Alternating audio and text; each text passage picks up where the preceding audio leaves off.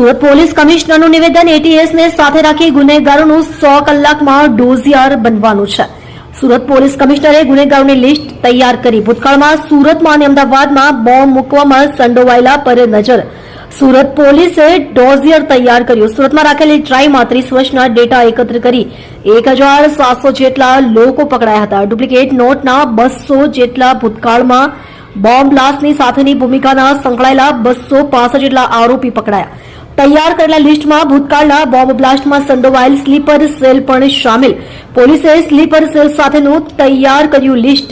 TADA જેવા ગંભીર ગુનામાં ઝડપાયેલા તેમજ એનડીપીએસના ગુનામાં પકડાયેલા આરોપીની વિગત એકઠી કરી છેલ્લા 30 વર્ષના ડેટા એકત્ર કરી ડોઝિયર બનાવાય, જેમાં આરોપીની તમામ હિસ્ટ્રી એડ કરાશે। હાલ આ 2400 જેટલા લોકોના ડેટા મેળવી 700 જેટલા ડોઝિયર તૈયાર કર્યા। પોલીસે ભૂતકાળના આરોપીઓ માટેનું 5 પાનાનું ડોઝિયર તૈયાર કર્યું છે। હાલના લેટેસ્ટ ફોટાથી લઈ પરિવારની વિગતથી લઈ લોકેશન સહિતની વિગત ડોઝિયરમાં એકત્ર કરાશે। આવતીકાલે 100 કલાકની અંદર તમામ ડેટા તૈયાર કરી ડીજીપીને મોકલાશે।